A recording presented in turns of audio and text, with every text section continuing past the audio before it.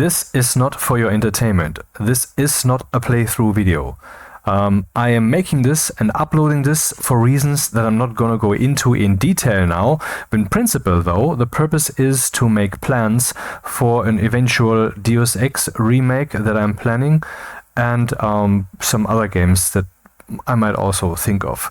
Basically, this will be me playing and doing stuff and then talking. It will be annoying, it will be long-winded, and it will all be based upon a future that none of you believe in.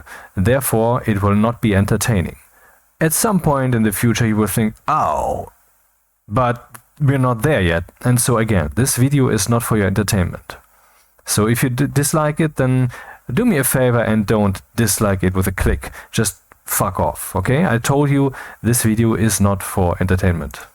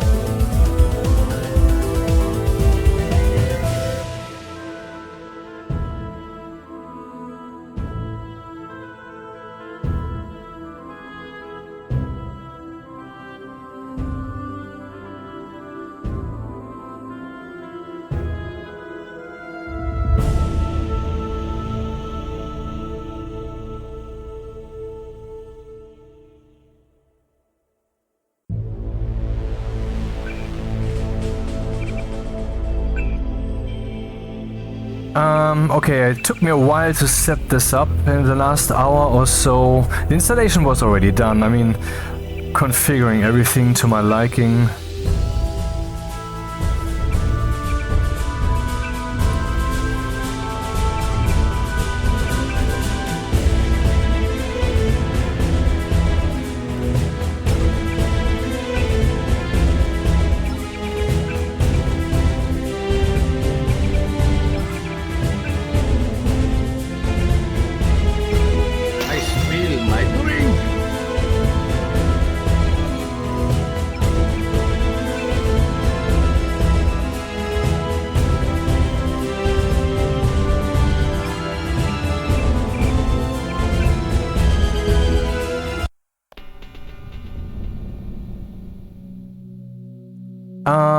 So let's see, field of view. I figured you'd be sick of drills by now. Hopefully our training exercises will be more interesting than what they've had you doing at the academy.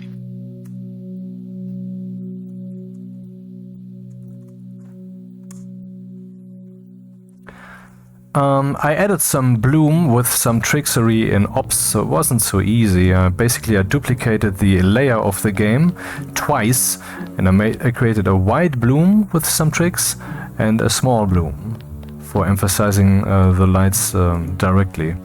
This is probably a bit strong. I mean, it's the first time that I'm doing this, so like when you're in Photoshop, the first time doing something and, oh, look at this, or maybe your first document, oh, I have all these fonts, then you're putting too many fonts there. So that might be this, who knows. Anyway, I'm gonna keep this for now. So what am I talking about? Do I want to make a remake of Deus Ex? What, in Visual Basic? In ASCII art? No, I'm talking about an AAA plus game. One where that will easily and without really trying put Cyberpunk 2077 to shame. Really a quality that is beyond anything you've ever seen. Not necessarily on the graphics realm, because I will focus a lot on realism and simulation, like for example Stationeers does it.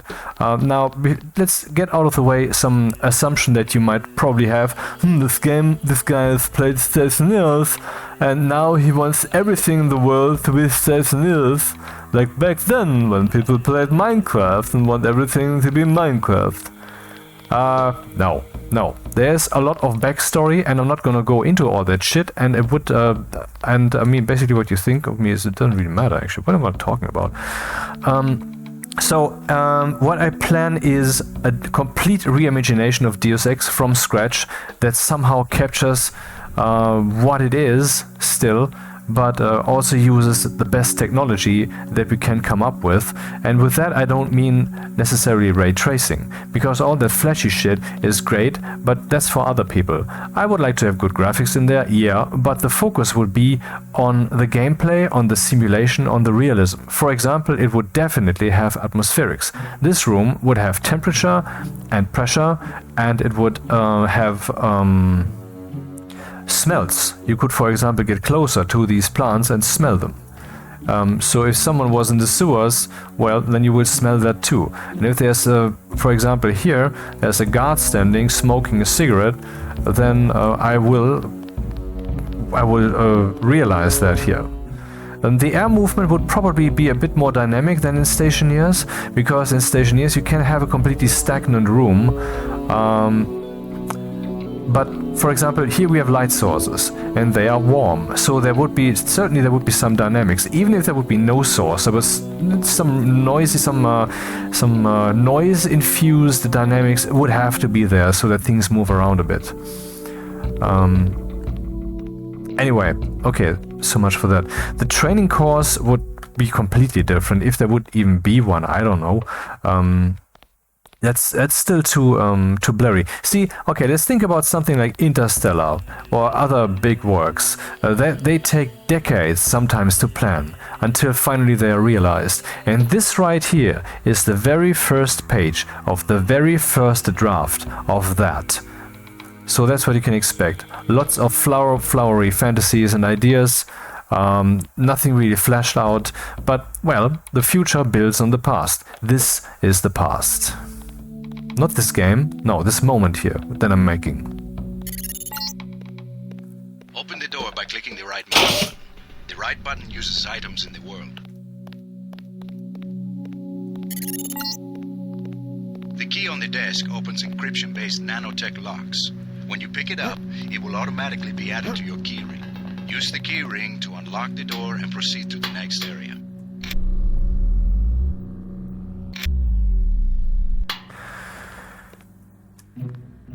Okay, some thoughts on this then. The keyring, nanolocks.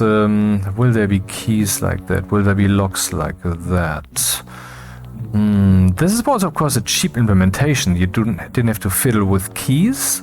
They didn't have to fiddle with keys, and you don't have to fiddle with keys. So yeah, that was not wrong. I guess we could theoretically keep that. I don't see at first glance what would be wrong with that concept.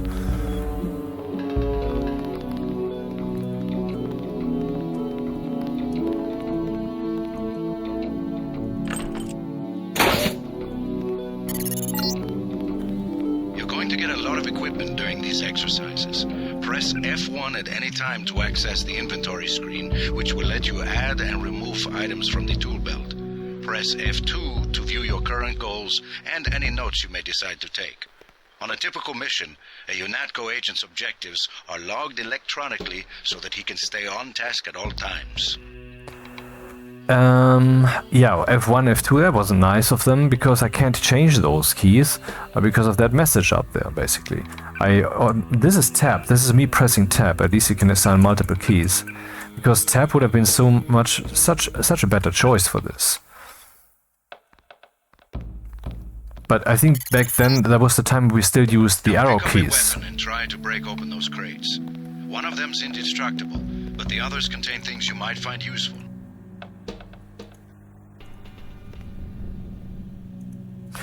That was back then, I believe, when until like 3 or 4 years ago, I reconfigured all my games when I installed them to not use WASD but the arrow keys, because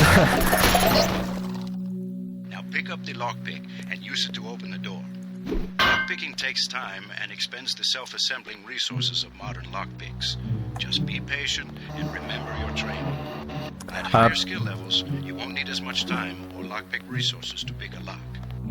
Because first of all, the arrow keys, they are to change the direction, so why not use those? Also, your hand can feel easily the keys around it. It's easy to know where your hand is, what key you would be pressing, the 6 keys above that, the numpad to the right of it, enter and all of that. But a few years ago, I finally gave up on that, and now I'm also a WASD guy, and I don't regret it, so... Still, some downsides, you know, but okay.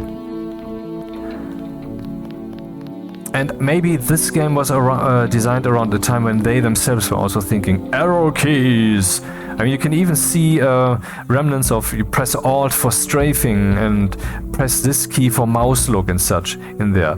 Those were the days. I mean, can you imagine that in Doom you would be using the arrow keys to point the direction instead of the mouse?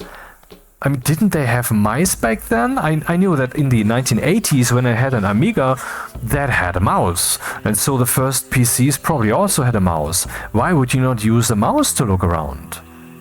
I mean, that cannot have been a technological hurdle. Maybe I'm misremembering those days. I mean, I was born in the 70s, so... maybe I'm misremembering those days in the 80s and 90s, but maybe... the only conclusion we can have is these people were retarded. They were just dumb to make these choices. Of course you can look easiest with the mouse. How can there be doubt about this? Well, I don't know. I mean, you only had the horizontal view.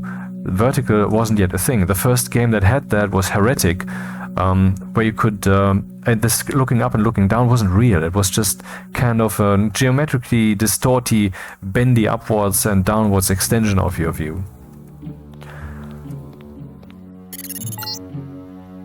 Doors have 2 strength values. The door strength tells you how much damage the door takes when being destroyed. The lock strength tells you how many lockpicks will be required to pick the lock. Some doors have an infinite strength and an infinite lock strength. That means you have to find a key.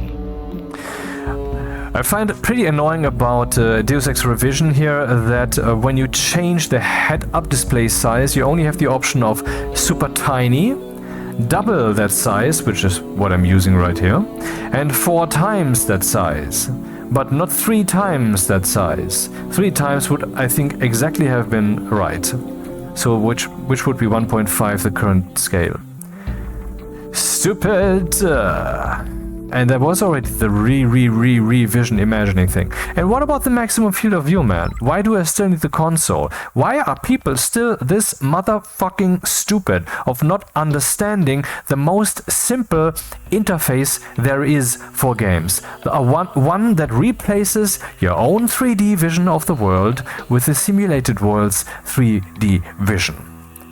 Therefore, bigger screen means higher field of view, and bigger screen is also objectively the better choice, because to implement this interface best, you see, ideally, only that world, or maybe a hint of your desk with your hands at your keyboard, but otherwise only the screen. Therefore, a very high field of view from the get-go, from the invention of this very interface, of the first-person 3D interface, was to be the goal. And it took 10, 15, 20 years for the people to wake up to this, and we can't really say they're awake. They're kind of scratching their eyes and rolling around once more and hitting snooze. Motherfuck.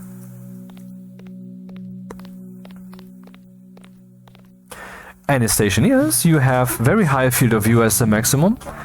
And I can't say that it is too low. Maybe it would still have to be a bit higher, because my screen, while relatively big and also very close by, it's not really filling my field of vision.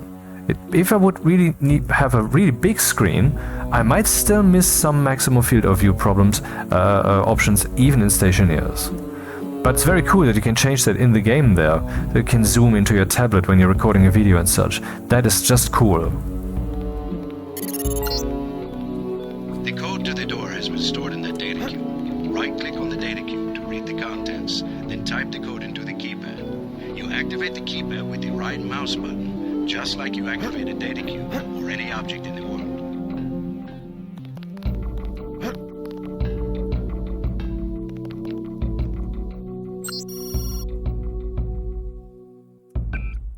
So, logs. Where's that data vault?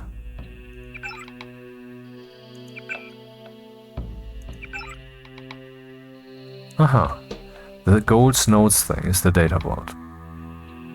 I've played this back in 2000 or 2001. I think it was 2000. And it was absolutely blew me away. Deus Ex, what the fuck? Really, really good entertainment.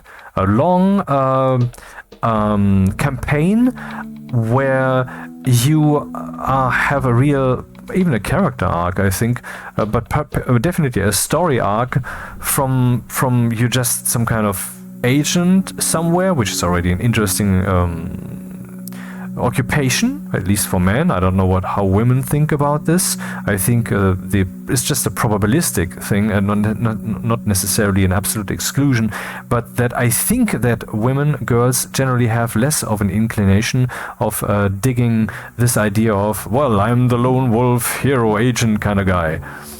I don't know why that is. Might be some genetics reaching up into the brain from the maternal instincts, possibly, or it might just be our collective societal flow that basically imprints that idea and is ultimately just, arbitrary. My personal opinion is that inside of all of us is the same thing, and everything around that is secondary. The question is, how deeply does it reach into us?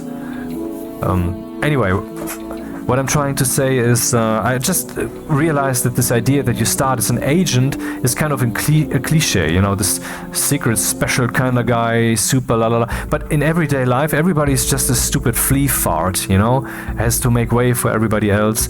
And you can't be special. You can't be, okay, there are exceptions, obviously, but those are special.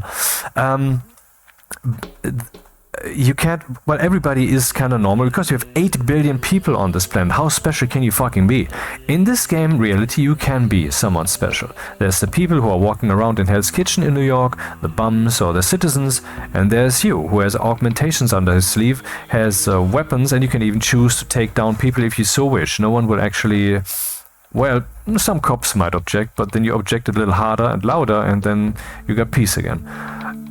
This kind of freedom you don't have in the everyday world. Now you might say, well, do you want that? Do you want to be able to kill people?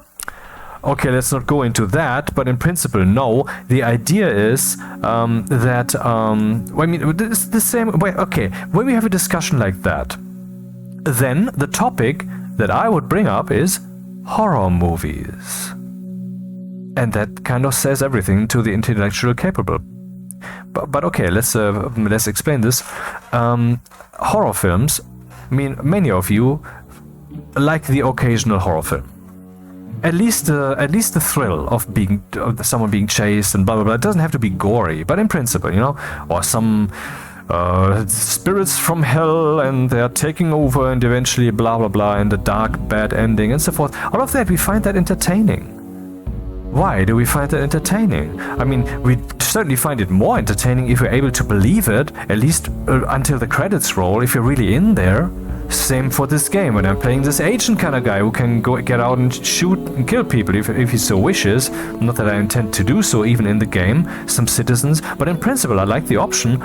But does this mean that I want this option in real life? And then let's talk about horror films. Do we want that in real life? No.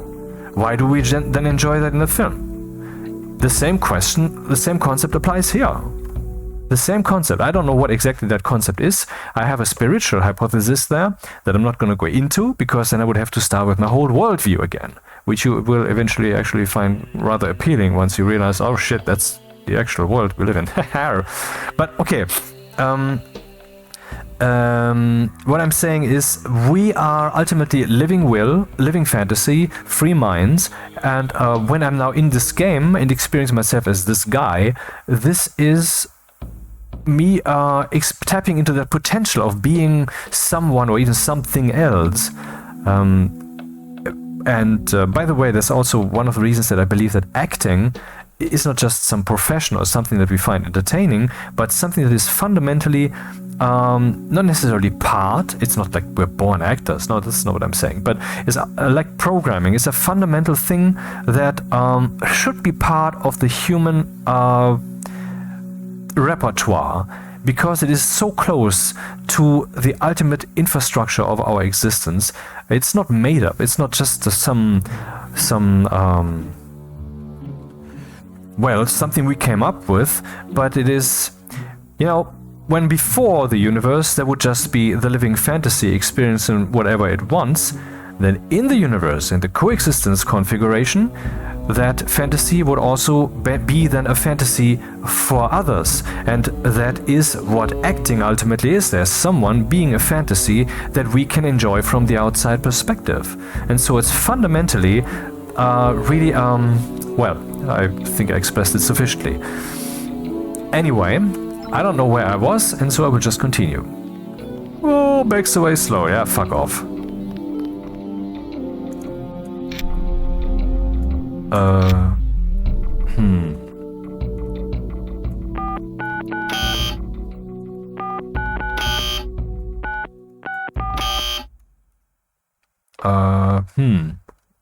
What was that again?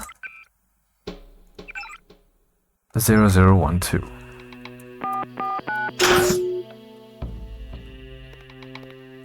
What say you? Use the disposable multi-tools on the table to hack the keypad up ahead. A multi-tool's resources are finite. When a tool is depleted, it becomes useless. The manual describes other uses for the multi-tool. At higher skill levels, you'll need less time and multi-tool resources to hack a given device.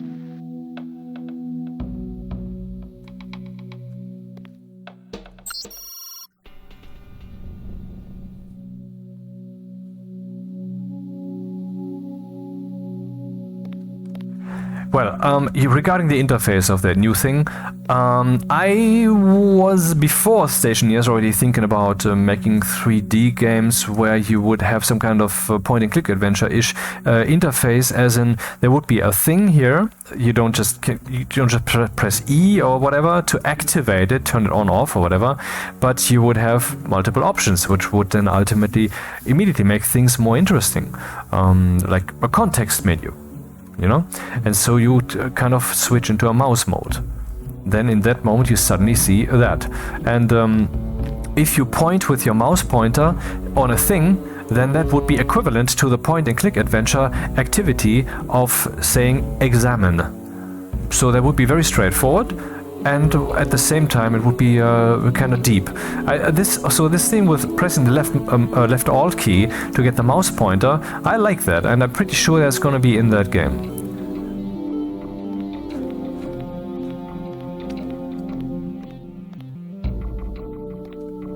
I'm not sure about the two-hand thing. That's completely open. Other than this door, different.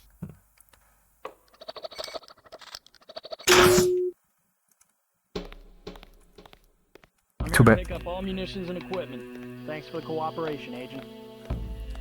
Asshole. Too bad I can't see the bloom myself. It's only in the recording. Oh. I have to watch the entire thing later. No, I'm not gonna. Huh. Lying in front of you is a brave cadet who volunteered to be rendered unconscious for this next training exercise. Highlight and search him to find the key to the medical room. Afterward, pick up his body and place it on the medical table so that one of my aides can revive him once the exercise is over. Aides can revive? That's new.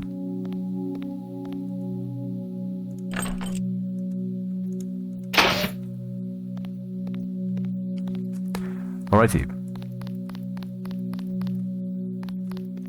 Just wanted to see whether there's an actual trigger here. Yeah, very elegant. Good work. I'll get someone down there immediately to revive Private Winslow. Move on to the next area. So I was thinking about okay, there is a game, I don't know what the name currently, a kung fu game where you can plan your individual muscle motions and everything in advance, and then you play the next step, so to speak, and then the punch lands, and then you're in pause mode again, and then you plan the next thing. It's three-dimensional, it's pretty cool, but it's kind of only a tech demo. It's not a fully fledged game as far as I know, but it's pretty famous also. And I was now thinking about how would, in this game that I'm thinking about, this Deus Ex remake, how would you possibly, for example, lay someone on a table?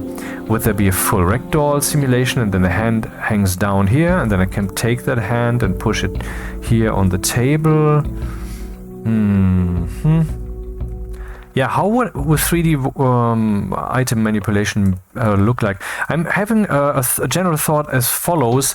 Let's say there's an object here, right here, where the pointer is. And now I'm clicking. Now I'm holding that in my hand. Or maybe it has to be the mouse pointer. Let's say this thing is the mouse pointer. I don't have an actual mouse pointer here. Or do I? Oh, there's a mouse pointer. Okay. So here, in the 3D world, I'm clicking on an object. Now I can move that up and down, but maybe that's not the best example because the angle at which I'm looking at this stupid table. Yeah, here. So when I now click here and move upwards, that will move it indeed vertically upwards. And down, well, it can't move down, there's the table. And horizontal. Now I would hold the right mouse button so that when I then move the mouse upwards or downwards, that would go down the Z-axis. And the horizontal axis would stay the same. Because then you can access all three axes relatively straightforwardly, and I think that could finally become part of your blood, so to speak, you know, a muscle memory. I think it's a relatively good, viable way of dealing with such things. And in this way, then you could also take the corporals, cadets, what's with the mouse? Cannot move. Oh, the save thing was on. The hand and then put it on the table and possibly then push it a bit or whatever. Then we have the problem of power because these physics implementations, if you have noticed, always have some kind of brutal power. You take a thing, you move it, and then you send it flying. I mean, like there's, for example, in Hard Space Shipbreaker, there are some things that you can't move. They're just too heavy. Maybe you need to upgrade more, but anyway, you can't move them for now. But if you take a thing that you can move that is smaller and you move it against the bigger thing, then you can also move the bigger thing because of the physics implementation. That's a bit fucked up. Anyway, and I'm saying that these objects can often be moved with more power than is realistic, and maybe you should somehow be able to express that power. So there would really be a complex interface, and I don't know. There would be a lot of experimentation and research going on, and there would also be simulations of human walking and all of that research. I know this has already been done, but I want to do it better, and so the wheel can always be made a bit rounder because the wheel here is only a metaphor. The last time we sent you into a dark room. Turn on your light augmentation and find the exit on the other side. Just press F12 by default.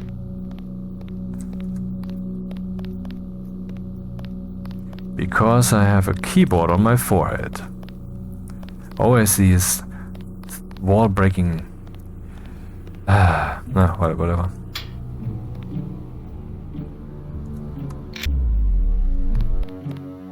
So what does that look like on my bloom display? Oh, nice. Oh, not bad. I mean, the bloom is a bit much, but still, it adds some nicety. And this is also bright. What does it look like? But it doesn't look bloomed. Haha. I adjusted the gamma correctly of the two blooms.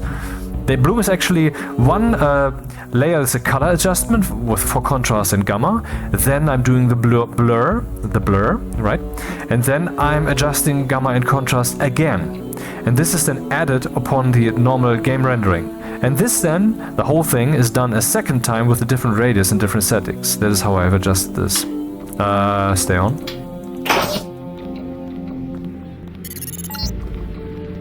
You're not a mech, but you're enough of a machine to need repair bots now and then. If you used up some bioelectric energy getting to the dark area, for example, this contraption can charge you back up.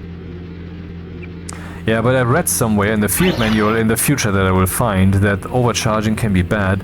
I haven't seen that yet in this game. I mean, supposedly, if you're at 95 and you're charging fully, that might be too much or something. Actually, this is the repair bot. Yeah, it can restore up to 75 points. Maybe that was about bioelectric cells? Maybe the health would go down then. I don't remember. I hardly use those, I think. Always try to go for the bots. Congratulations, you completed phase 1. Move over the ramp into the next rooms to begin learning movement skills. We'll be watching you through the cameras, like the one you can see up in the corner. In the field, remember that terrorists sometimes use cameras like this in their security grids to set off alarms and alert guards to your location.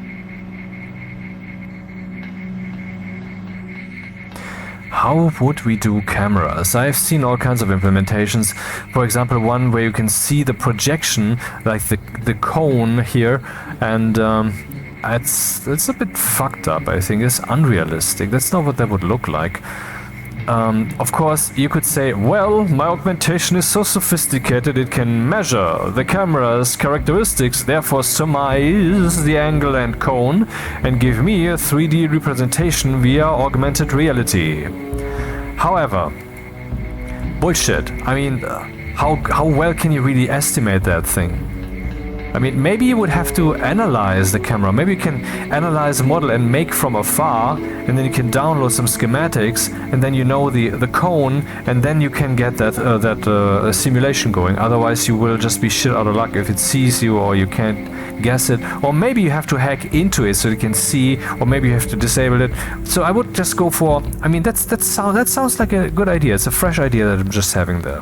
I'm not saying fresh. The world hasn't seen it yet. I'm saying I haven't had it yet in my head / I haven't seen it yet in a game. And this also lends itself to some deeper, I'm an agent, the field hacker, secret agent kind of guy, gaming experience. Basically the Stationeer's version of a Deus Ex playthrough, where you have to be a bit more high-tech and a bit more sophisticated. I think I like the idea, yep. Something along those lines. And sometimes you might meet a camera model that is unknown or modified. Jump across the platforms. You'll have to crouch to get under those pipes. If you fall, use the stairs to begin again.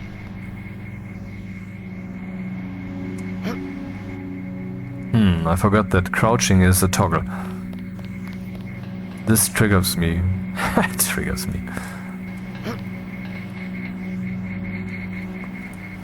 The snowflake age.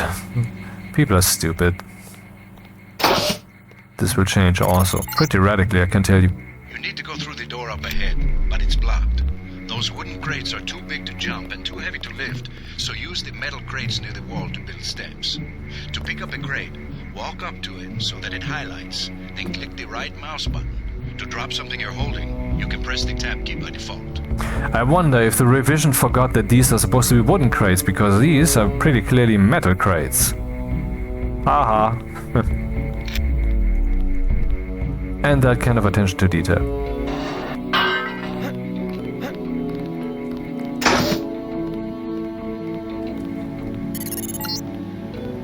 Now go up the ladder at the other end of the room. By default, you look up and use the arrow keys to climb.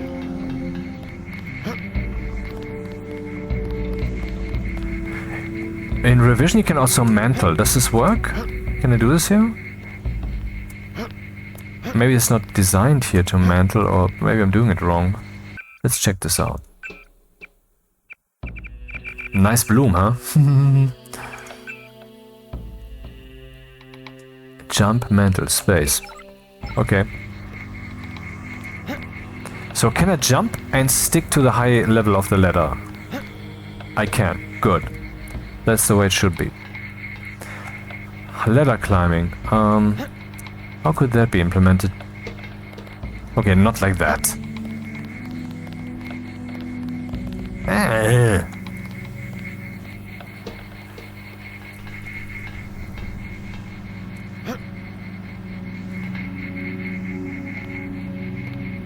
So I'm within some kind of radius or box, invisible box distance, which is actually how this is, for example, implemented in Tremulous, for which I made a few maps.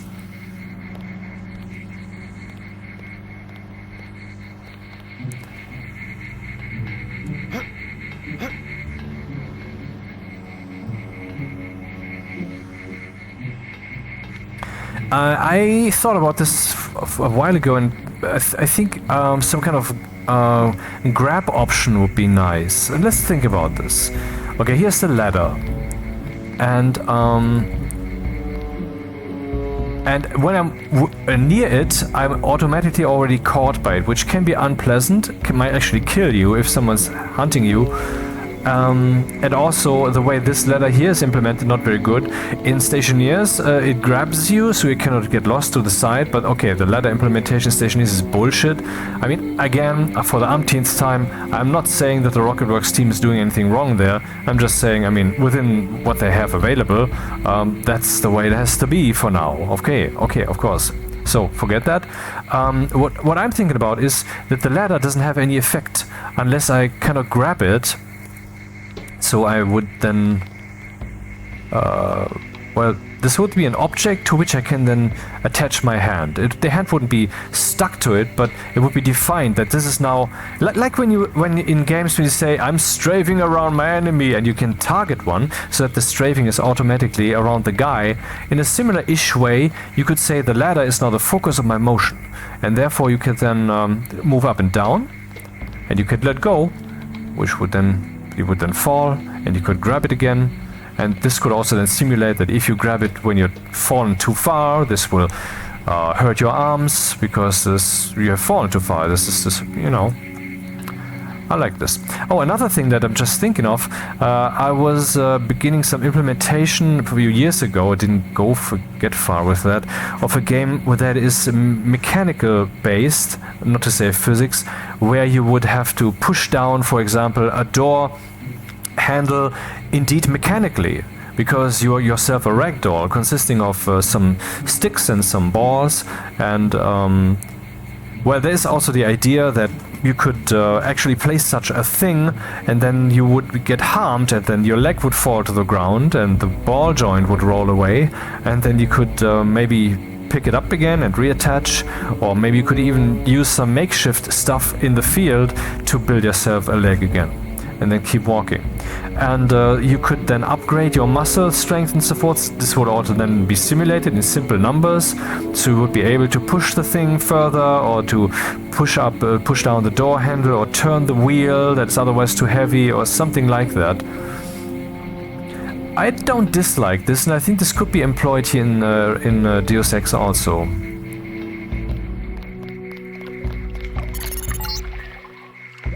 Some complaints about this swimming obstacle because the water's contaminated. Recruits forget to grab the hazmat suit and end up in my office. Not pretty. Or they forget that they have to put the suit on by selecting it and pressing the left mouse button. Remember that the hazmat is disposable. You can wear it only once, and it operates only for a fixed duration. Use the ramp on the other side of the pool to climb out.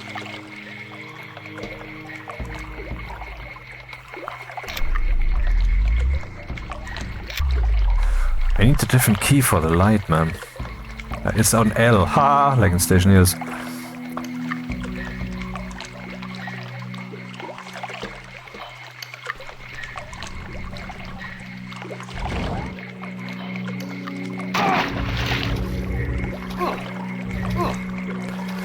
So 25% are absorbed.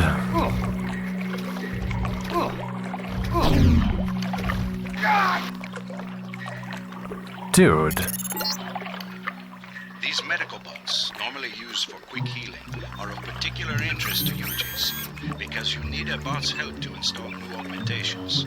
If you took any damage during a swim, now's a good time to get patched up. You can only heal all. I thought you could select individual things also. Wasn't there a thing? Wasn't that a thing earlier? Okay. And skills. There was something about environment, yeah, here. Experience with using hazmat suits, ballistic untrained. An agent can use hazmat suits, ballistic armor. Slightly longer and more efficiently. Okay, so where am I? Untrained. That is why that absorbed only 25%. Hand in your equipment. That's right. No cheating. Asshole.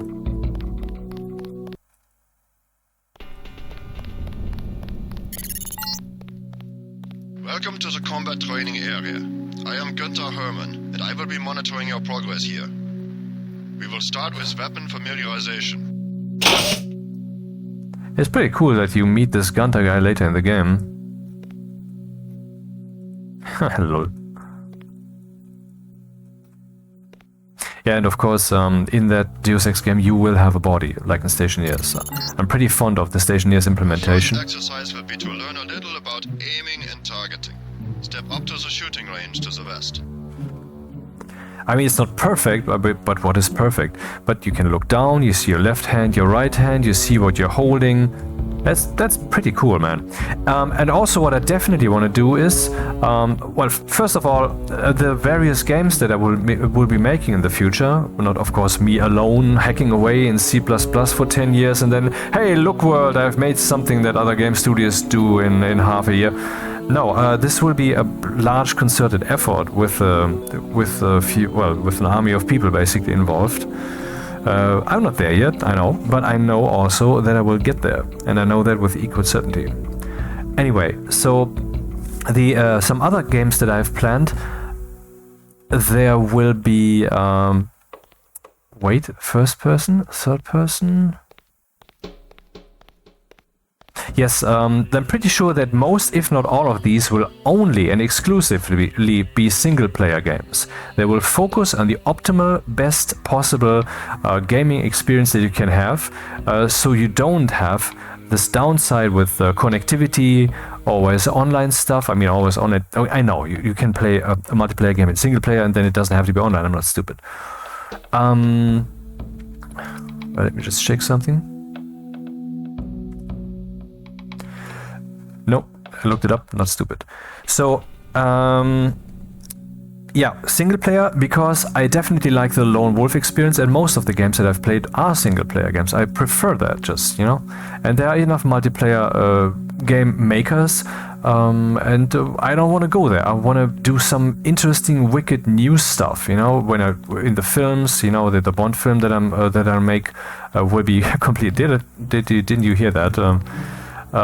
This will probably be entirely black and white, play in the 60s or 70s, very wide field of view, very little camera motion, very few cuts, so there will be a lot of CGI involved, even when there's just people on screen walking and talking, to make sure that the scene just keeps going even though it technically has ended, you know. And a very, if I didn't say that yet, a very wide field of view, so only a certain viewing equipment would be appropriate. You basically would have to sit relatively close to the cinema screen instead of too far away. That would be the interface for which the film would have been made. And so that would be the way in which you would have to watch it for the optimal experience. And this, of course, doesn't lend itself to a too wide audience, but I don't give a crap. It is about the art, it is about the product, it's about the thing that is to be achieved, about the exploration, the what's the word? Research. Yeah, it's about the research. And in this way, then these games would also be special. But I mean, rather special, like in Stationeers, which is an awesome kick-ass game, but it's a niche game because it's not for the peasants. In this way, then the games that I make would probably not be for the peasants, because you would have to get involved to play that motherfucker. But I mean, we have enough of these peasant games. I mean, I'm glad we have those, but I'm not glad that we only have those. And I want to fucking change that. Also, I want to express myself artistically. Not like, hey, behold what I have made. But no, I want to do some things that haven't been done, and well, the best way to make that happen is to fucking do it. The targets are released by using the buttons on the counter. Release the first target and take a few shots with one of the pistols until it is destroyed. Notice the targeting reticle appears when you aim at a target.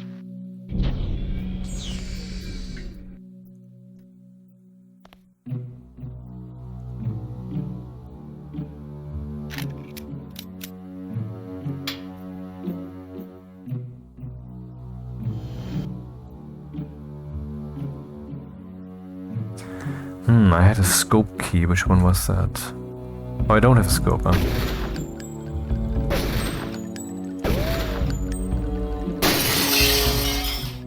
Good.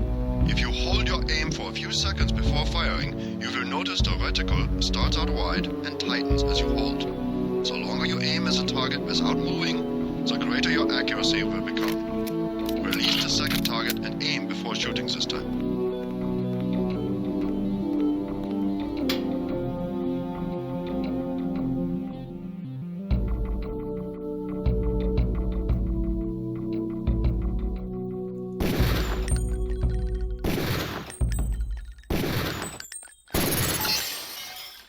Good work. Now proceed to the next area. So there's another thing in games. Usually there's a game loop mechanism ish thing established, and that's what lots of work has been put into. And then you run through that loop again and again. So you find this guy with the helmet, and that guy with the jacket, and this guy with a gun, and you're shooting them all. And then they lay on the ground. You run over them. You pick up their health kits and their weapons and so forth. What I would prefer, I'm not saying that's bad, but I want to go try different things. What I would prefer is that you actually have to go there and search them. And for that, you have to open the zipper of their jacket, and you have to reach into their pocket, and all of that kind of stuff. Of course, that flies in the face of this happening often. Well, then it doesn't, because in reality, you don't mow down armies. It is more of a personal experience, I think. Experience. I'm here to pick up all munitions and equipment. Thanks for the cooperation, Agent. Asshole.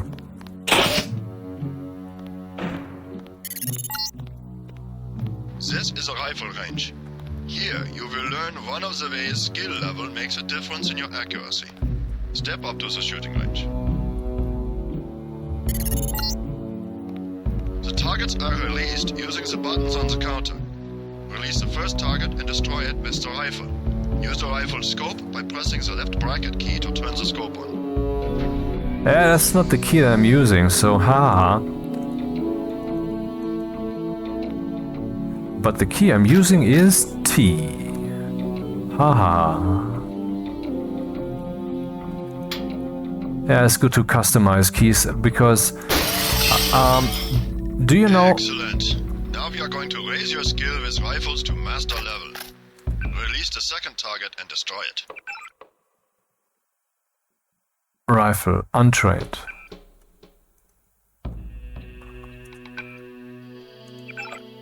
Rifle is still untrained. Is it still coming, or is it not visible when it happens?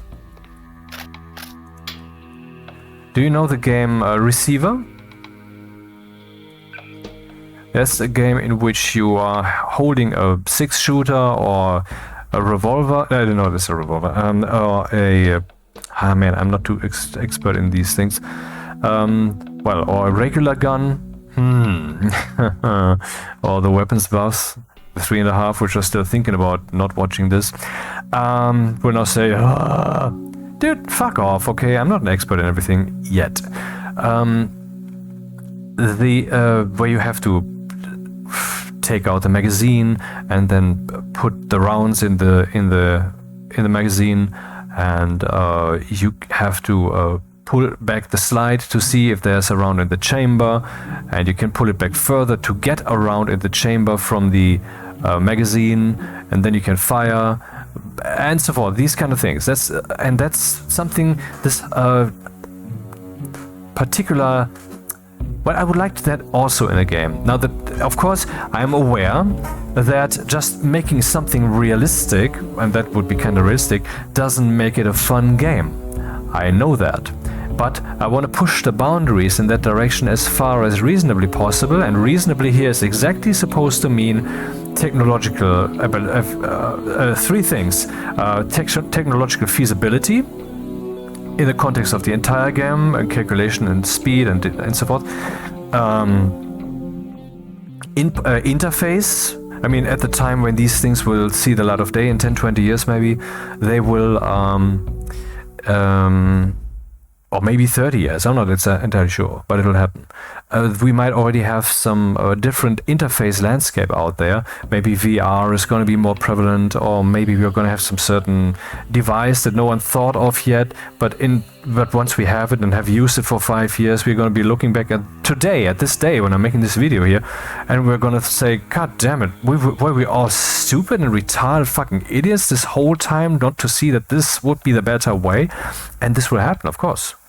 I mean, have you not realized that whenever we think about the people for 100 or 1,000 years ago, those primitive people, which were in part actually not that primitive, some were indeed more sophisticated than us these days, but on average, they were not so far, that they also looked back, and in the future we will also look back to today.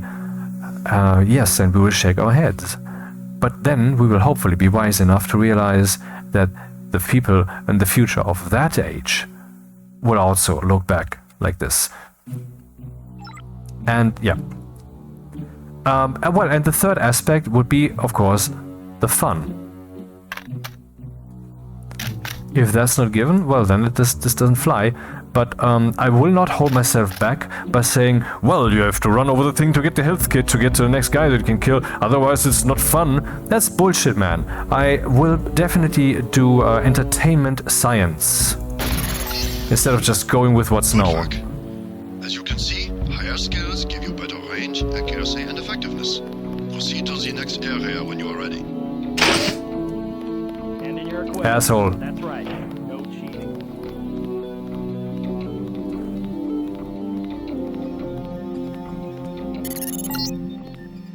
This is the demolitions training area. First you will learn to use the lamp as a proximity mine. Approach the bay window and you will see a lamp placed on the target board on the black and red wall. The ominous bot. Saving.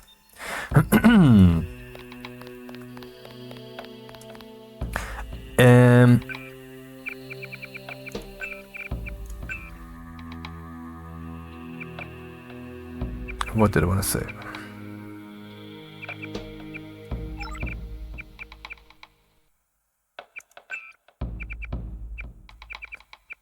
Nothing in particular.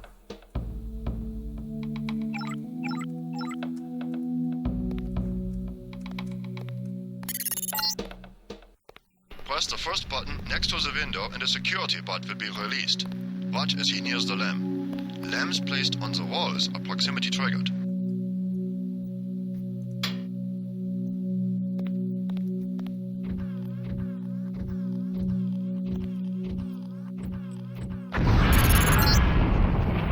This time you will place your own lamp. Take a lamp from the munitions bay and proceed to the red and black wall below.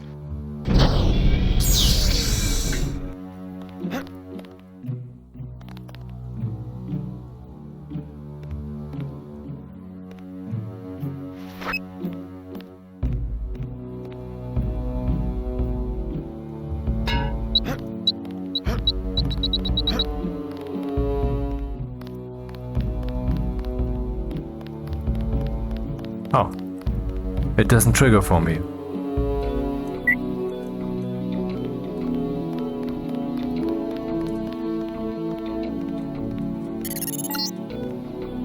Get as close to the wall as possible when you place the lamp. If you want close enough, the lamp will fall to the ground and detonate.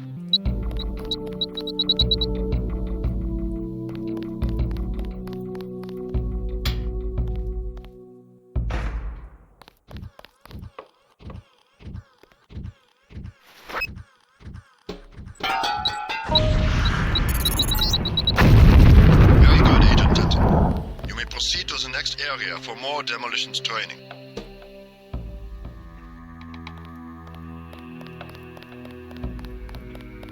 Yes. You'll need a few extra lamps for the demolitions area. What? Here, catch. What the fuck? Did you just give me lamps? Why do I then not have any lamps at all? On Explosives? Here's some more. Hell, I don't care. I'm not paying for them. It's perfectly safe. In Revision, there's apparently a key where you can spawn some random samples. I just like to kid around. Hey. Hey. It's perfectly safe. Hello. It's perfectly safe. Hey. I'm already looking forward to using them in Hell's Kitchen. Next, you will need to breach the doors in the hallway. Throw a lamp down to the end of the hall. Once it blows, proceed down the corridor. Wah! Notice how the wooden door was destroyed and the metal and barred doors remained. Remember this for future reference. I just had an achievement. Beyond the destroyed door, you can see a damaged piece of wall. You can also breach with a lamp. Try that now. The achievement is disarm a lamb unconventionally. So what just happened is I just threw them so quickly, it's never happened to me. I didn't know there was some auto-repeat when you just keep pressing the mouse button. The one that I tossed was destroyed by the other one exploding, or vice versa. Yeah, the second one was destroyed by the first one exploding. Excellent. Notice that the vault is opened. Look for other weakened walls such as this, and your lamp and other explosives will allow you to breach them. Asshole. Continue through that breach and on to the next section. The area beyond the door is the grenade defusing facility. Here you will learn how to remove planted explosive devices. Haha. At each of the corners of this area, you will find a lamp planted on the wall. You must disarm and remove all 4 lamps before you can proceed to the next section of training. You will need to move up to the lamp quickly and to defuse it by right-clicking. A second right-click will remove the lamp from the wall. Yeah, of course I wouldn't say right-click and such in the in that game, because I would instead talk about the interaction. The interaction instead is something that you know is under that key. What? Oh. I thought they would be exploding if I get too close.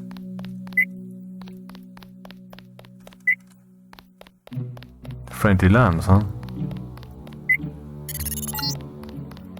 A word of warning, Agent Denton. This was a simulated experience. Real lambs will not be so forgiving. You may proceed to the next area.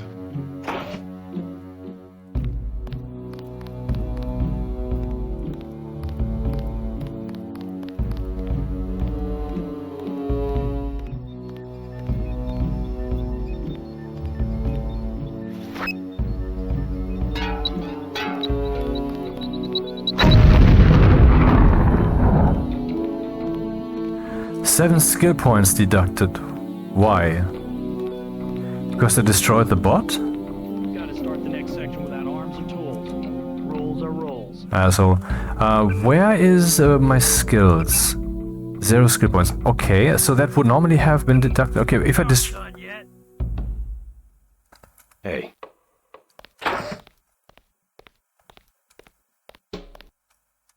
I would of course try to get the original voice actor for this, but I mean, it's just the first thought. I mean, for example, for okay, I can't find the data now in my head. Let's forget it. Let's just move on. Now you will learn to move quietly and conceal yourself, so that you will be able to avoid a confrontation altogether. The test is simple. Get to the far north door without being spotted by the guards below. If one of them sees you, he will sound an alarm and lock the door. I spill my drink. Yeah, of course, these have the same bug that every game has, except Stationeers and a few other games, where the top part of this volume slider doesn't do anything, and it's just, you know, it's sad and it's typical mankind, and I'm looking forward to smearing that into all your faces. So I don't have enough resolution here to adjust this properly. Alright.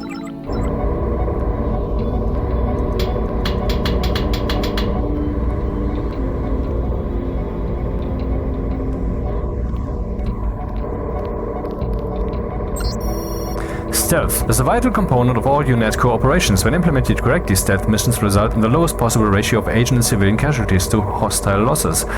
Situational awareness is key, and agents should not only be familiar with the tactical opportunities offered by their immediate environment, but how those opportunities can be exploited to their advantage with the appropriate equipment. Tech goggles allow agents to operate in low-light environments such as offices or labs where elimination might otherwise attract attention. With binoculars, an agent can survey an opponent's disposition and determine the best way to evade or eliminate their defenses. A rifle or crossbow equipped with scope and silencing modifications can be used to interdict targets for considerable distance, significantly compromising hostile resistance. Other features of the environment can also be used by an agent to enhance their ability to operate covertly or to create useful distractions. Disabling security cameras, subverting autoguns, and reprogramming bots are all viable tactics employed by experienced agents in the field.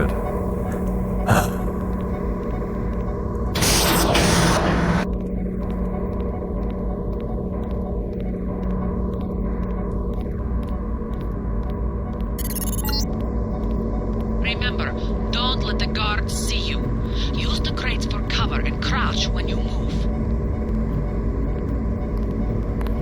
Somebody's there. A guy in civvies. Okay, that was wrong. You blew it. The alarm just closed the north door. Return to the control room to the south and press the button in the overlook window to restart the test. I cannot turn this off again? This is stupid. I mean, in which world can you not turn off a device that is battery driven? That would definitely not be in there. Don't let the guards see you. Stay crouched, stay behind the crates, and stay behind the guards.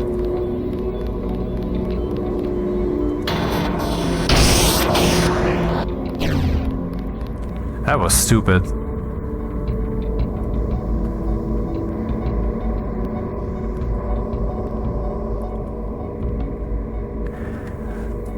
Why do I have this low light vision thing when I cannot turn off the lights, or can I?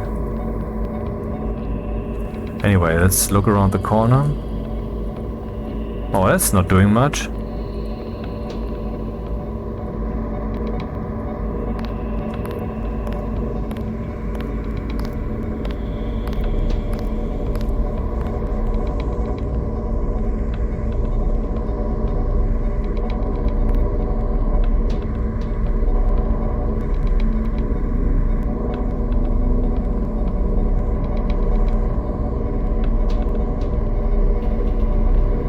Wow.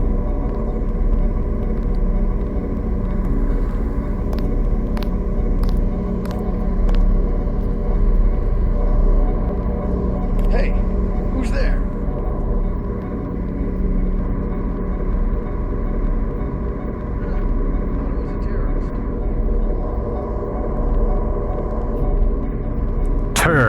Yeah, I think I wanted to say about 10 minutes ago is what the game definitely will have is the choice of first person and third person view. The guards can be distracted. Pick up and throw an object near them, and they will go investigate the noise. Bottles, plants, flasks, many things will work. I am now invisible.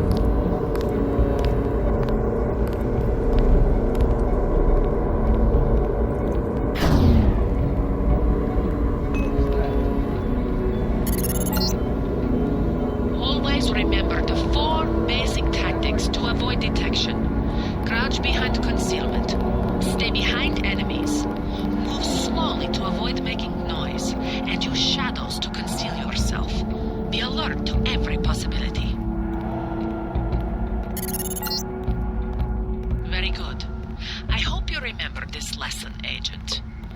They have assigned us to be partners, and I will not stop to hold your hand and repeat myself when we are facing a real enemy. Now for the last Enemy. test. You have to find a way across the river to the exit on the other side. There's more than one way to get there, depending on your approach and the skills you want to use. It's up to you. Make use of the IFF system to identify enemies. The crosshairs will highlight red over enemies, green over allies, and white over neutrals. Careful around this TNT. You can pick up the boxes and move them around, but crouch to set them down. I don't want to have to reattach your arms.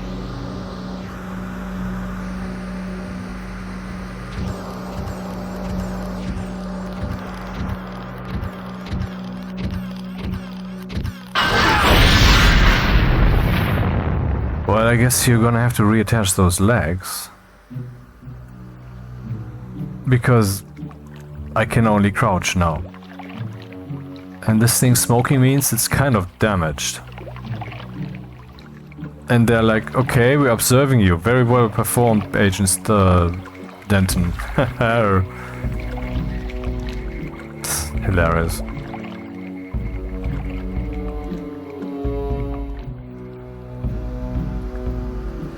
I wonder if there was a crowbar somewhere that I overlooked. I played this in my sleep back then. I mean, I'm not really trying. This is, my mind is in various places.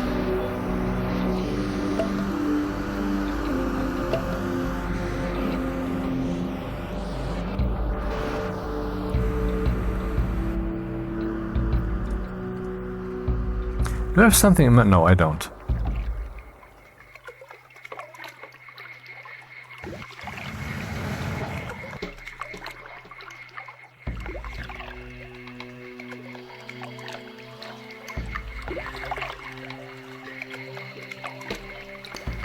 Yeah, so this is kind of a mission-like simulation. You could go over the bridge, you could go down the ladder and swim through and go up the other ladder.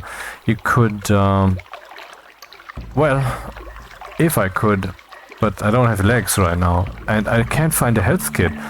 Maybe it was in that box over there, but I can't open the box without a tool. And at least in Deus Ex 1, this one, you had melee. You could hit people and stuff.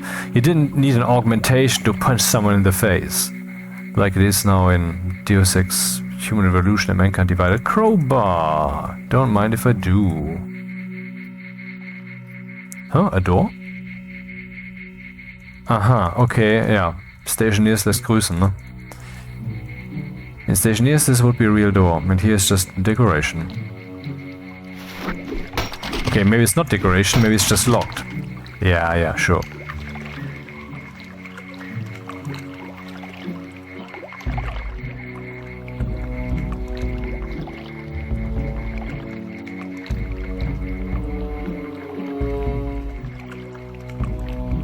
So this map is still original. It has not been revised, so revision doesn't apply here.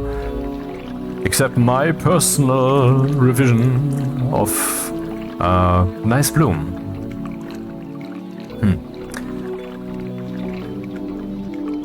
And no, this bloom is not indicative of what I'm planning to do with the new Deus Ex game. You know nothing, okay? So just have the greatest possible idea, and that's gonna be the true idea then. And or possibly inferior to it, or possibly something I'd like to hear and add to it. So this is your opportunity.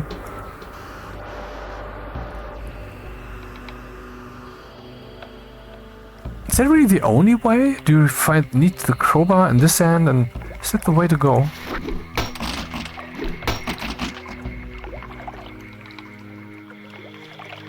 Anyway.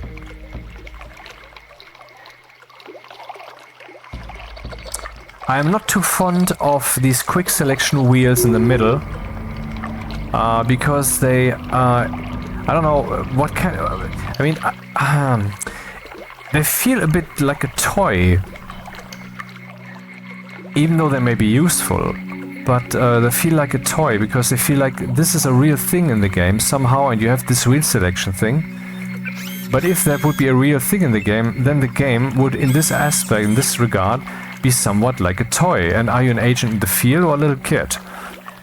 So these wheel selection things in the middle, a bit skeptical of those.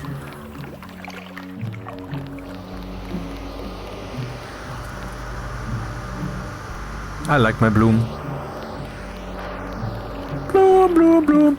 Yeah, one of the things I wanted to do, not necessarily in Deus Ex, but maybe it will be in Deus Ex, is that I would go for low textures or no textures at all and just go for light shading, the global illumination and all of that, and the light itself would then also play a role in the game. For example, if there is... Well, you could basically be seen around the corner because someone would say, hey, what's that red reflection there, reflecting that light and so forth.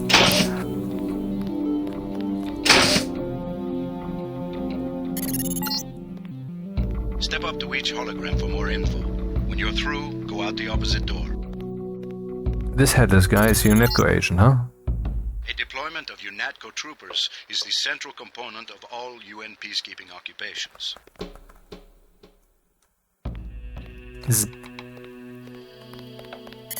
Terror. The NSF, the biggest terrorist threat in the US.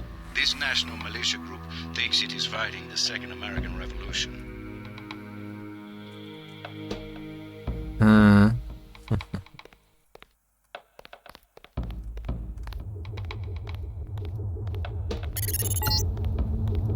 An inexpensive security bot, a favorite of third world countries and corporate security divisions. Not so mobile, but don't be fooled. We've lost plenty of agents to its well-armored assault gun. Plenty? Like other bots, it's difficult to damage with ordinary bullets.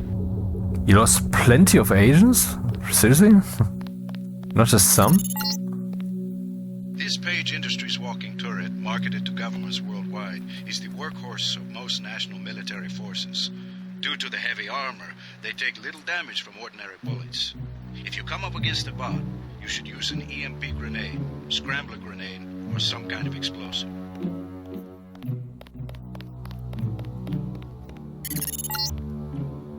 The Coalition's new nano-augmented agents are nearly indistinguishable from the general population, except that you and your brother don't know how to smile, even for a picture.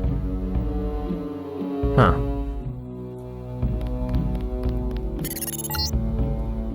This is the old augmentation technology, hopefully about to be phased out. Notice the reliance on electronics and servo mechanics. I'm noticing something else. Every repair manual that made me file in my office in the med lab. Lol.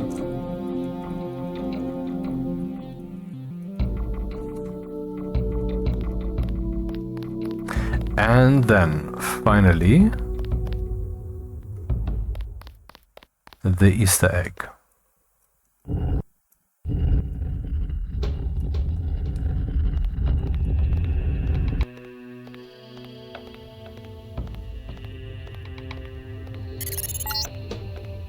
Step over to the communicator. There's someone who wants to talk to you.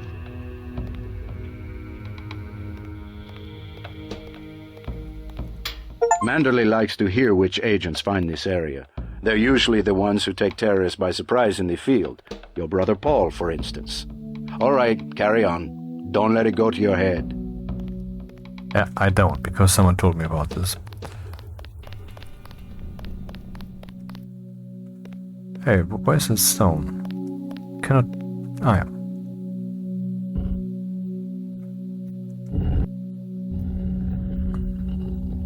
Oh, that's a funny implementation. When you push it in, it toggles. But the button itself is also a toggle. Someone didn't do it right, I guess.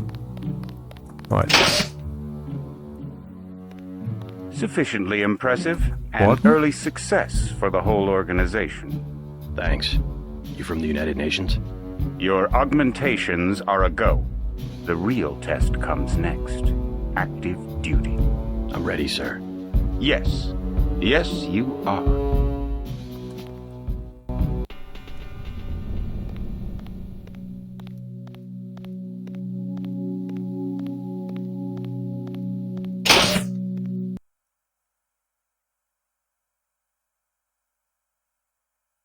Should there be music here?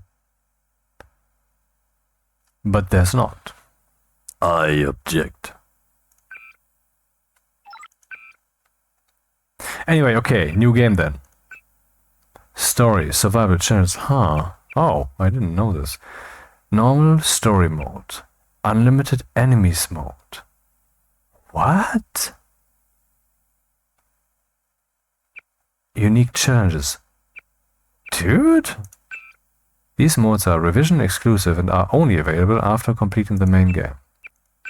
These modes, okay. Okay,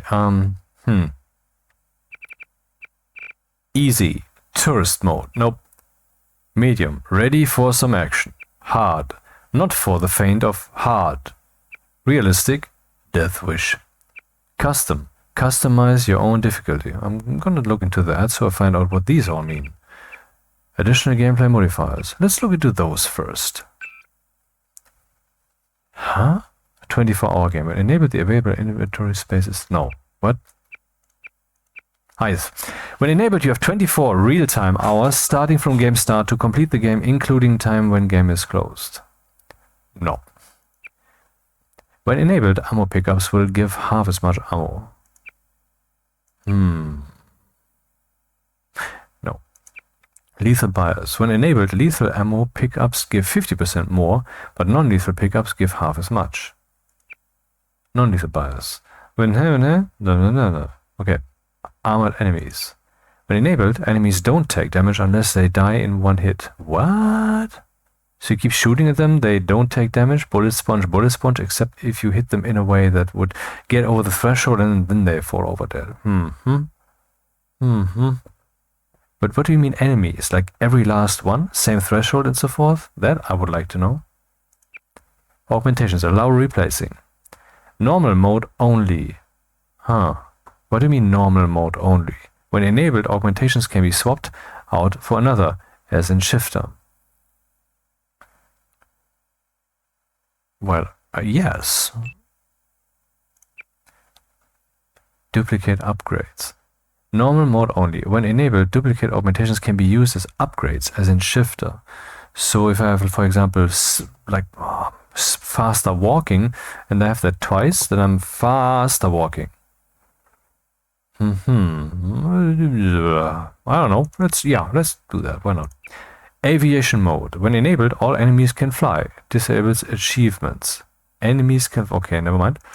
Bullet penetration. When enabled, bullets can penetrate thin walls and doors. Allows the AI to do the same. Oh. Well, if they have a reason to shoot, that is. I'm not sure. Thin walls and door. I'm not sure. Well, yes, of course. Realism. Thank you. Bullet ricochet. When enabled, bullets can ricochet off walls. Yes, do that. Sure. Clean streets. When enabled, all weapons and ammo on the ground are removed and all combat crates lose their contents. No. Cloaked enemies. When enabled, all enemies are cloaked. No. Collectibles mode. When enabled, a collectible appears on each level. Bonuses awarded for finding each. Find all 75 for an achievement. 75 fucking levels. What? I mean, I've played this game about 20 to 30 times. I'm not kidding. I played through the entire game 20 or 30 times already. So that's one of the reasons that I'm so into this. I'm not sure.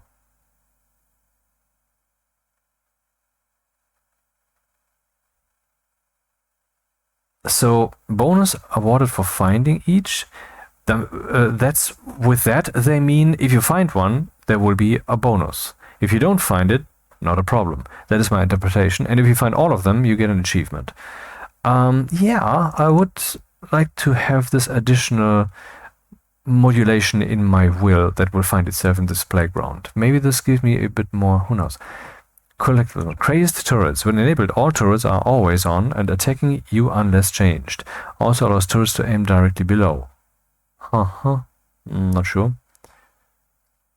Disabled achievements. When enabled, achievements are disabled for this playthrough. No. Explosive fire extinguishers. When enabled, all fire extinguishers blow up when destroyed. Yep. More fun. Fatal cameras. When enabled, any cameras that activate their alarms will cause you to explode. No. Forceful possession. When enabled, you can hold one item at a time. You will instantly gain the weapon of an enemy you kill. What? When enabled, you can hold one item at a time. You will instantly gain the weapon of an enemy you kill. Oh, right. Okay, so I have only one item, but if I kill someone, I get their weapon. I have that then instantly. No. Hall of Mirrors. When enabled, all humans look like JC. No. Healing enemies. When enabled, all NPCs have the regeneration augmentation and heal every second. No. Heavy items. When enabled, items do not stack in the inventory, exclusive grenades. No. High nerves. When enabled, enemies do not forget that they saw you. Yes. Because it just makes sense. I am the law. When enabled, all weapons are replaced with laws. So if you, you know, what is that? What is actually the abbreviation? Something weapon, of course. LA. Well, it's a rocket launcher. I don't know what LAW means. But no. Instant cameras. When enabled, cameras will instantly activate the alarm when they see you. That would make sense, but okay, no. Invisible items. When enabled, all pre-placed items will be invisible until picked up. This is ridiculous. Invisible lasers. When enabled, all laser beams will be invisible. Which in reality they would be, wouldn't they?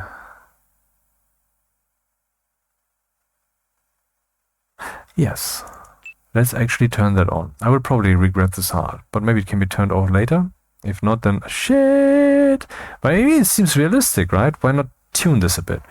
You wouldn't see the laser in reality, right? Infrared laser or whatever. You don't see those normally. Lethal lasers. When enabled, lasers are replaced with gold ones that instantly kill you. Hey, what about, will this also make all laser beams will be invisible, including the gold ones? I would like to know if I can turn these on once, if I can change them once I'm already at play, and I would guess no, because all weapons replaced with this or that would require the game to do that, and then I toggle this option that replaces them back? I don't think so. You know what? Let's make the lasers visible. It's an augmentation. It's a robot thing. You wouldn't understand. Limit resources. When enabled, you will not be able to recharge energy or heal using robots. Okay, so then you have to use the things that you find in the field to recharge. No.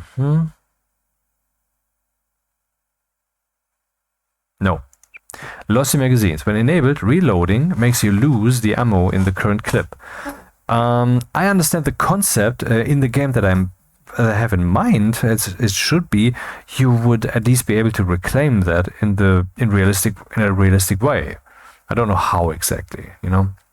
Maybe you would actually have to take the magazine in your hand and remove the round, and it would fall to the ground, or you would have to put it on the table so it doesn't, and so forth. But maybe you could then eventually find some kind or get some kind of mechanism that will allow you to put a magazine in there, and then you will get all the rounds in some kind of cache, and then you can put in. And so, you know, that could be automated. This would then be another avenue of potential upgrading. I like this.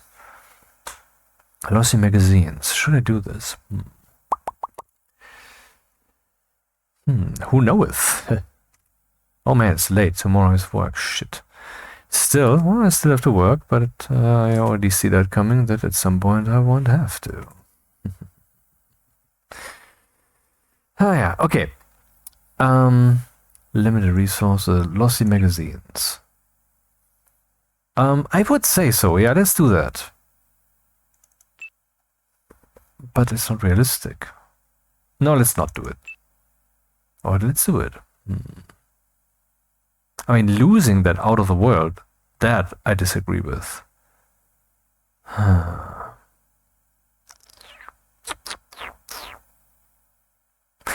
No, I will not do this, but I will try to not reload all the time.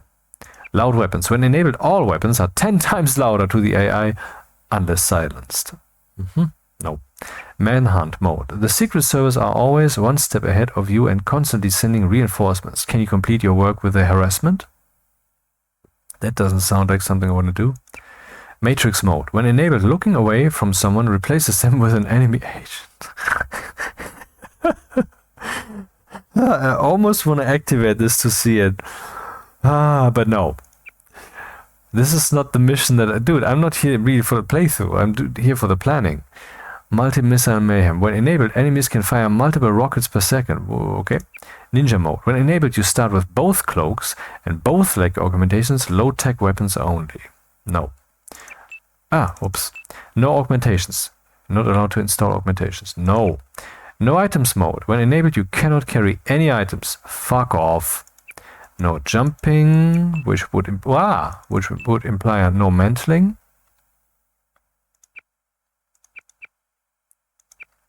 except for leaving water. No saving. When enabled, you are not allowed to make any hard saves or quick saves. Now, that's one of the unsolved mysteries that would have to still be researched when it comes to making a Deus Ex-ish game. Because on the one hand, I have played a mod like that. I don't know what the name exactly was. DMX something, 4 letters. Where there were like blue areas, little boxes, you went into them and then it saved in that place and then the box would go away.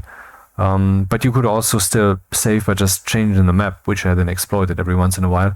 But this made everything more real. You did have to go through with the thing, you know?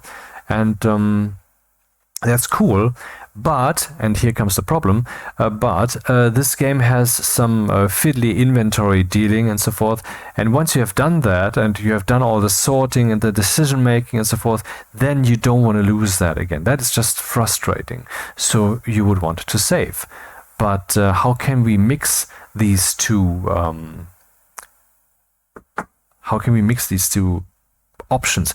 And one idea that I have, I just realized it actually works here, is that you get some kind of save points.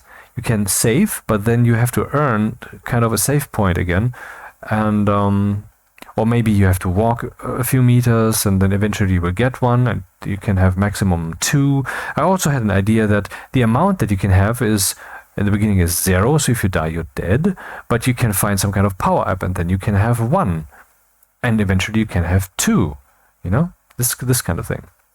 Or, also interesting, the same kind of thinking in parallel. This doesn't have to replace what I just described, for extra lives. So if you don't have an extra life, your game ends.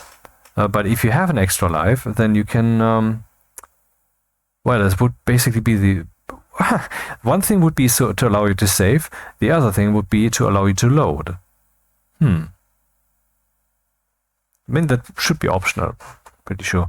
No saving. Okay, no, that wouldn't fit with what I'm doing here. Omnivision. When enabled, all enemies can see all around them from every angle. No.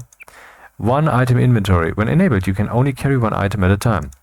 Pack mule. When enabled, there is no limit to how much ammo you can hold. Yes. Why? Because I have been picking up ammo in this game a ton, and then I couldn't pick it up because there was just... the inventory was limited, and I was also then trying not to use the ammo because I didn't want to lose it all, and this is not realistic and this is not the way you should play it. But I have had this experience very often and I don't want to run into that again, so I just want to try this. Penetrating explosive. When enabled, explosive damage isn't stopped by wards and will damage things on the other side. No. Permanent decals. When enabled, decals stick around forever, may decrease performance. Yeah.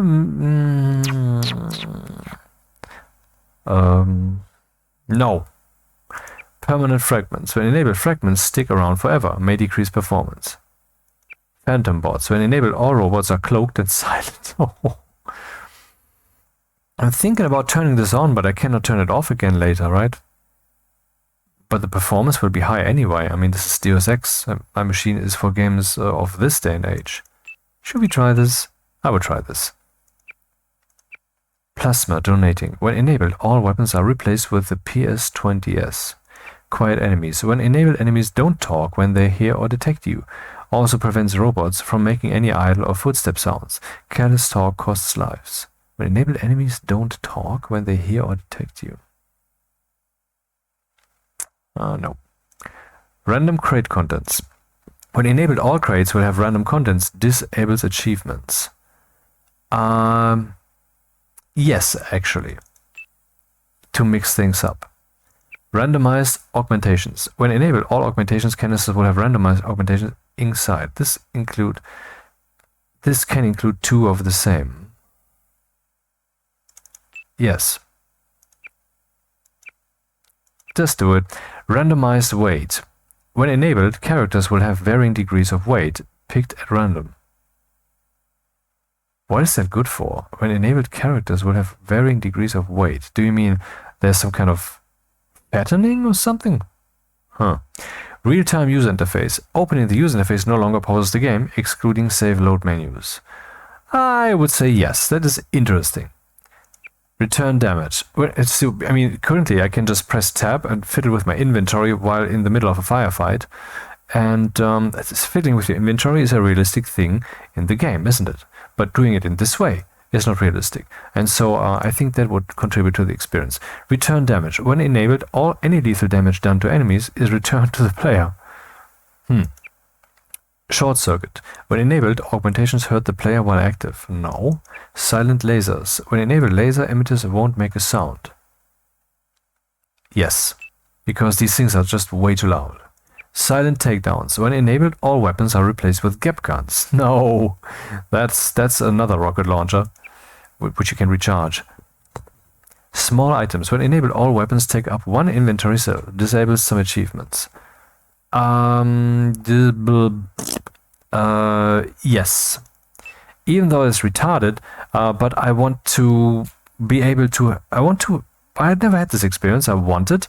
And also, this will give me more option space to think about and talk about. Smaller DTS. We don't want to hear you talk. Yeah, okay.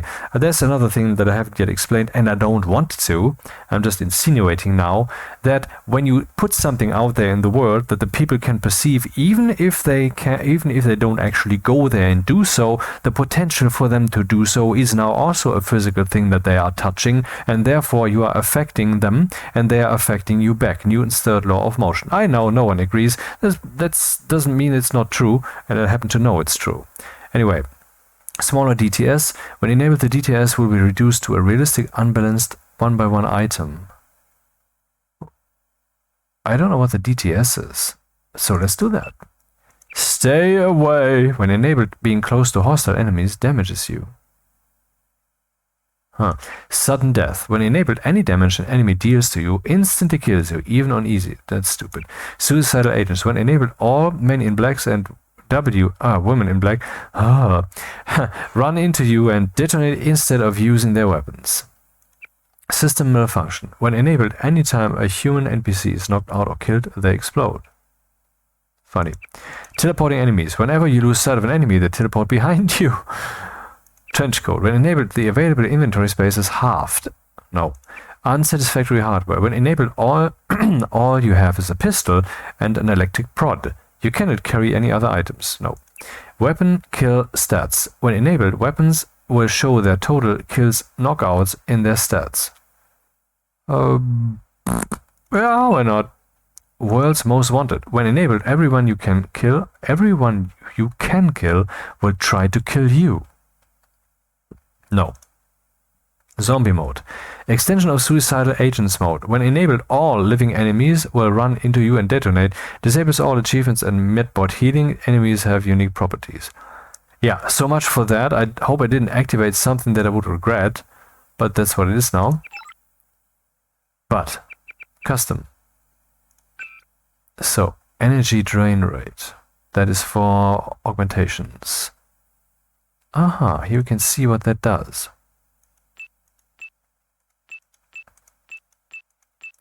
Easy, medium, I keep toggling. Energy drain is the same, max energy is the same, healing rate is the same, max credit is the infinite, max skill point is the same, damage taken is a bit higher, base accuracy is the same.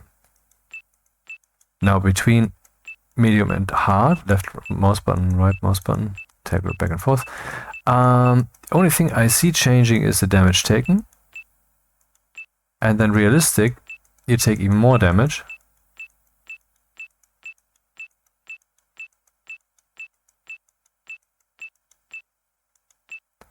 And then we have NG plus realistic. No difference. And okay, so the only difference, the only difference is in the damage taken.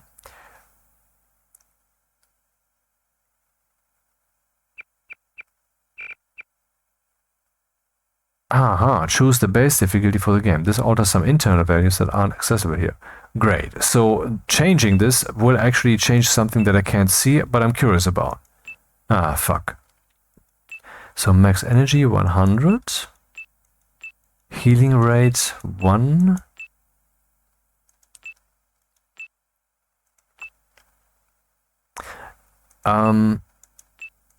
You know what? Let's make up a difficulty between hard and realistic when it comes to damage taken, because I've never seen that. Base accuracy we stay. Max skill point, max credit maximum. Healing rate the same. Max energy I will actually double, because why not? Energy drain rate I will keep. Healing rate. Okay. Restore defaults. What's this? Huh? Ow. Oh. Oh. Oh man. Okay. Oh, there's more to be adjusted here. Okay, custom difficulty player continues AI. Passive NRG limit. Energy limit? Or what do you mean? Achievements enabled false. Passive energy rate. Enemy quantity hard.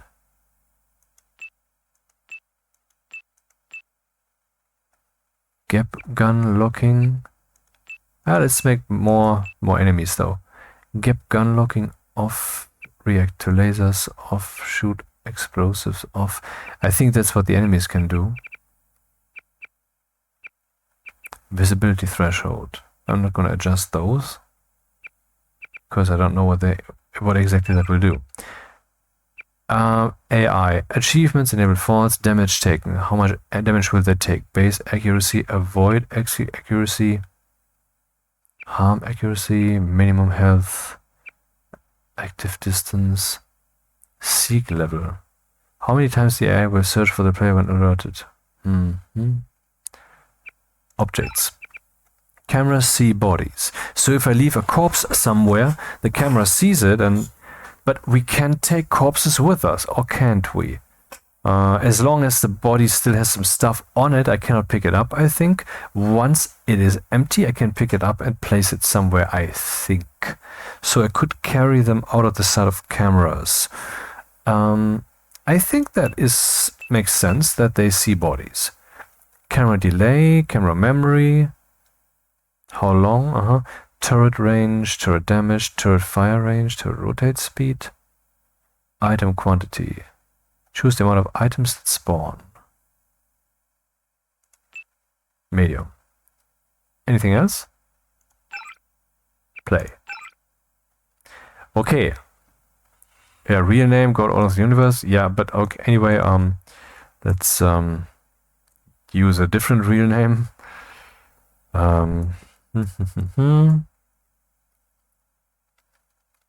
That's funny enough.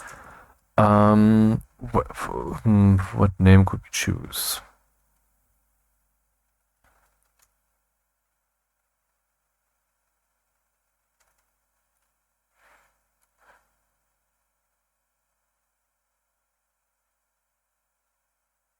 This is so superfluous right now, isn't it? Why is he recording that?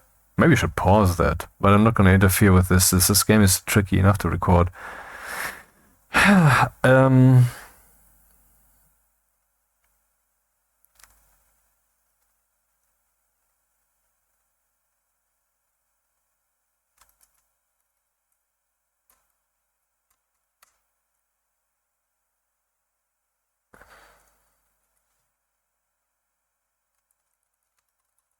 Whatever. Okay, we have some skill points that we can distribute, or we can just not do this and start playing. But let's do the initialization as in role-playing. So, do I want to hack myself into everything, or do I want to be able to just shoot things? I'm trained already there, okay. I would actually say, if I upgrade this now, I won't have much left. I will have left 1,900, 850, 1,850. And then can... Athletics, well, I think that's what we have there. And running around in the training simulation, that was so slow. Let's upgrade that a bit. Computer ability, untrained. Well, if I would play myself, haha, I would upgrade that. Electronics.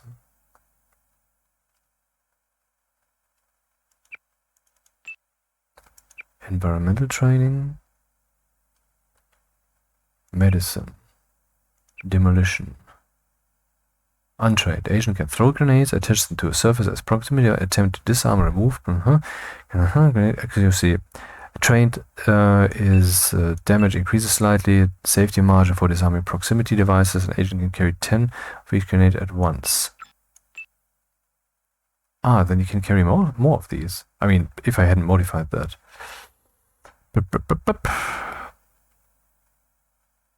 So many things to consider. I would prefer that to be in-game. I mean, this could be in-game, of course. I could just start the skill points, they stay. Demolition, lockpicking.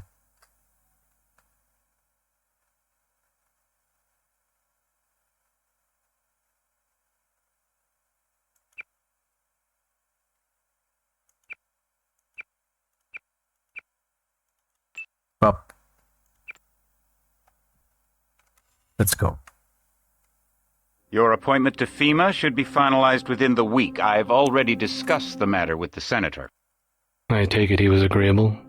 He didn't really have a choice. Has he been infected?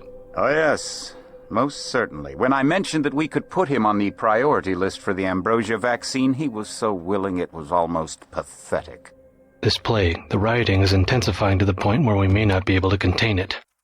Why contain it? Let it spill over into the schools and churches. Let the bodies pile up in the streets. In the end, they'll beg us to save them. I've received reports of armed attacks on shipments. There's not enough vaccine to go around, and the underclasses are starting to get desperate. Of course they're desperate. They can smell their death, and the sound they'll make rattling their cage will serve as a warning to the rest. I hope you're not underestimating the problem. The others may not go as quietly as you think. Intelligence indicates they're behind the problems in Paris. A bunch of pretentious old men playing at running the world. But the world left them behind long ago. We are the future. We have other problems. UNATCO? Formed by executive order after the terrorist strike on the statue. I have someone in place, though. I'm more concerned about Savage. He's relocated to Vandenberg. Our biochem corpus is far in advance of theirs, as is our electronic sentience, and their ethical inflexibility has allowed us to make progress in areas they refuse to consider. The augmentation project? Among other things, but I must admit that I have been somewhat disappointed in the performance of the primary unit. The secondary unit should be online soon. It's currently undergoing preparation and will be operational within 6 months. My people will continue to report on its progress. If necessary, the primary will be terminated. We've had to endure much, you and I, but soon there will be order again. A new age. Aquinas spoke of the mythical city on the hill. Soon that city will be a reality, and we will crown its kings. Not better than kings. Gods.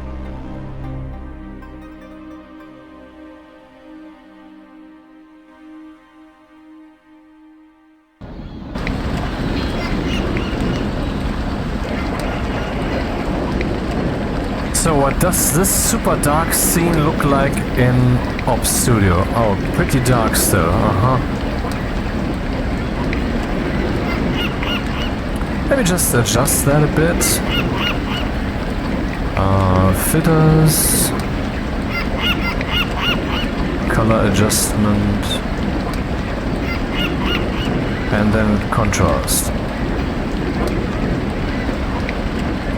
And maybe reducing the saturation a bit because it's not realistic.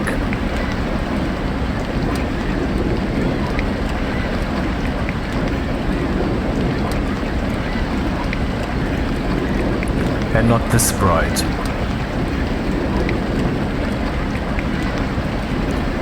Alrighty, this looks fine. Too bad I still have to put up with the darkness. Sad face.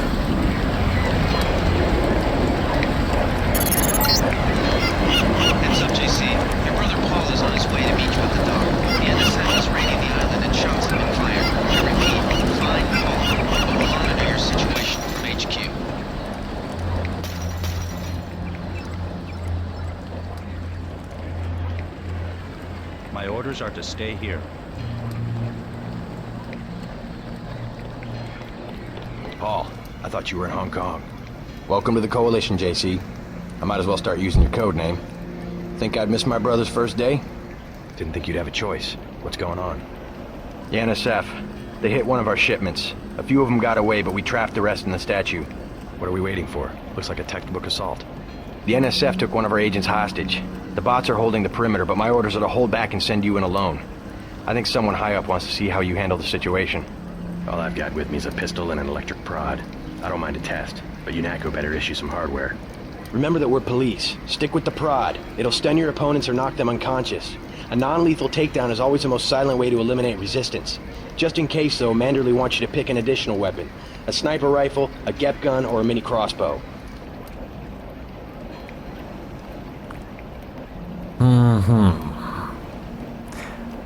Okay, so I am... What kind of agent am I? Am I some kind of hotshot who has now been upgraded and is now looking forward after all the surgery and whatever happened there to finally go into the field and test himself out? Or do I have a different background? Am I like more of a careful guy that has stumbled in this situation, or that didn't stumble into this situation but is like trying to make the world a better place and knows that he's completely superior because of his augmentations, and therefore can be more lenient with the weak and fragile human beings around him, so he would rather say, okay, I'm not gonna kill them, I can just you know, I'm not sure which one to pursue. GEP gun means rocket launcher, kaboom baby. I don't have many bullets though. This then is for killing, and this is, well, let's take this one. Sometimes you've got to make a silent takedown. Good thinking. With these tranquilizer darts, you'll have another non-lethal way to take down an enemy in addition to the prod. I get the idea. What's the first move? I'm going to give you a map of the island. If you can get to the North Dock, a UNATCO informant will give you a key to the statue doors. He responds to the code phrase, iron and copper. You could avoid a lot of fighting, though, if you found a back way to the statue. I'll see how it looks on shore. Your primary objective is the makeshift command center the terrorists have installed at the top of the statue, but don't forget about Agent Herman. We think he's being held on the ground floor. What are my orders when I reach the command center? Interrogate the leader. We don't yet know why the terrorists would risk an open assault.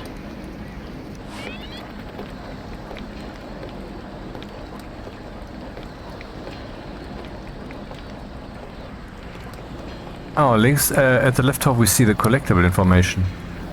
So first of all, save, then create another save game. Custom. No. Oh, the graphics look nice. Let's look at the unfiltered version for comparison. And something I read somewhere, it's actually true, is in a dark environment, humans see colors less well. So I would say that if you have something that is supposed to be dark, but you portray it bright enough on the screen so that the player can see something in the first place, then maybe you should also desaturate it, so that it feels a bit more realistic.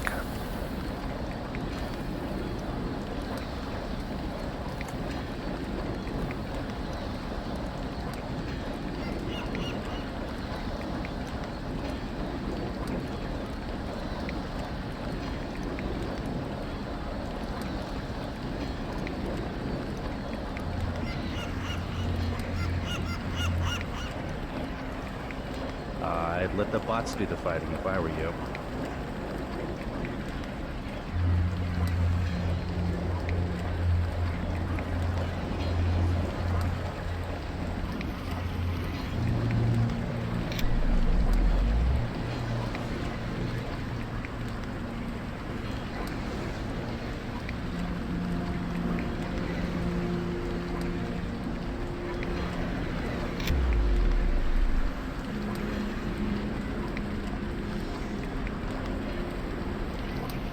The crowbar. Lock strength infinite. Door strength crowbar level. Don't mind if I do.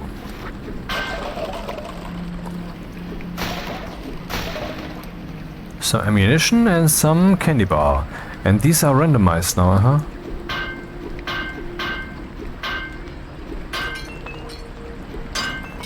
UNATCO was here. Oh.